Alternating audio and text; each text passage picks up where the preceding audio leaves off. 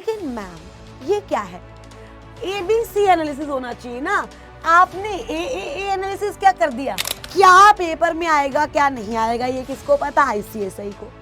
हमने क्या सारे चैप्टर्स करने हैं? यस। अच्छा, अब रिवाइज करना कहाँ से है? मॉड्यूल नहीं उठाना, मॉड्यूल उठाने का टाइम नहीं है। Mutual fund, insider trading, secondary market, that is chapter 2।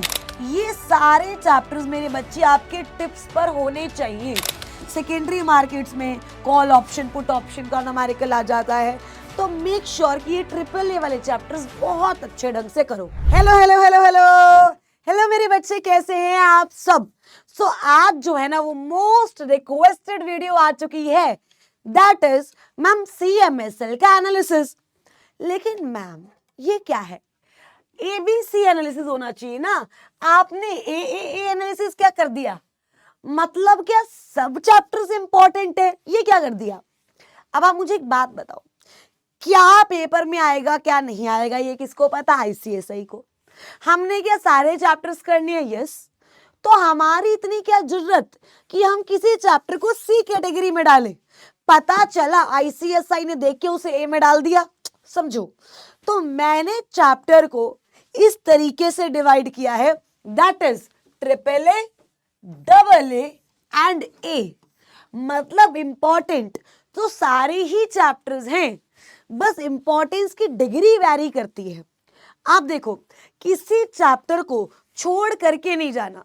अगर आप ये वीडियो इसलिए देख रहे हो कि यार ये वाले चैप्टर्स को छोड़ जाओगे, तो I am sorry guys, you are on a wrong track and on a wrong video.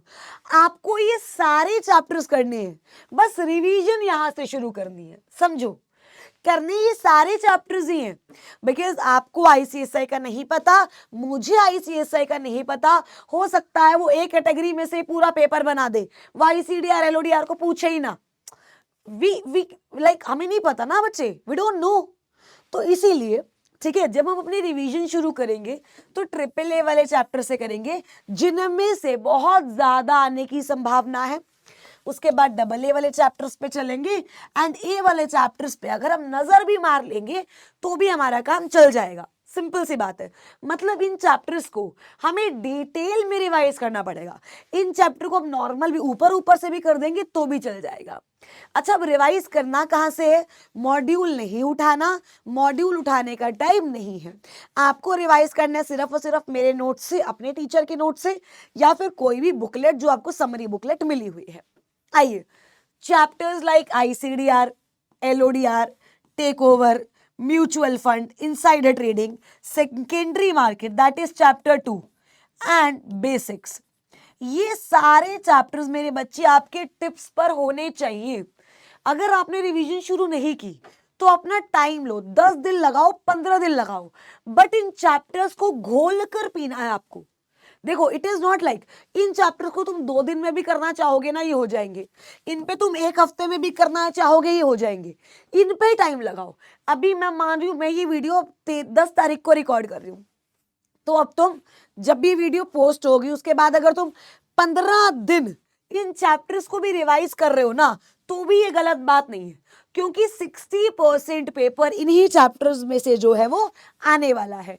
ICDR पे टाइम लगाओ, LODR पे टाइम लगाओ, टेक ओवर पढ़ो, इनसाइडर ट्रेडिंग, म्यूचुअल फंड पढ़ो। म्यूचुअल फंड में से एक न्यूमेरिकल आ जाता है, ठीक है। सेकेंडरी मार्केट्स में कॉल ऑप्शन, पुट ऑप्शन का न्यूमेरिकल आ जाता है।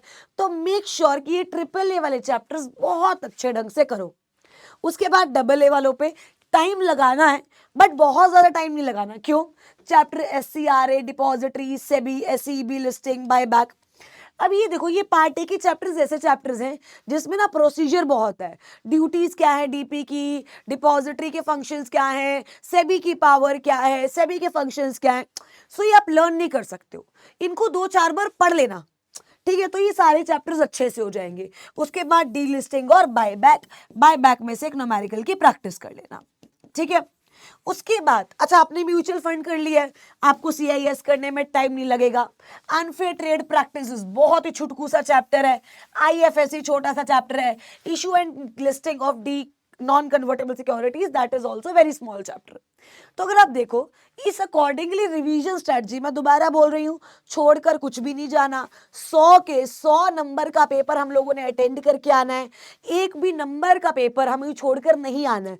पूरा आंसर नहीं आता, कुछ तो आता होगा, जो उससे कनेक्टिंग होगा वो लिख कर आना है, बट पेपर 100 के 100 मार्क का अटेम्प्ट करके आना है, और रिवीजन आपको यहां से शुरू करनी है, राइट। तो ये मैं बोलूं कि ये रिवीजन पैरामीटर्स हैं जो मेरे बच्चे मैंने बनाए हैं। आपको बाकी सब्जेक्ट के भी ए एनालिसिस चाहिए, एबीसी नहीं, ए एनालिसिस चाहिए, तो make sure do comment, and next video मेरे बच्चे हम वही लेकर आएंगे। Thank you so much and all the very best for your exams.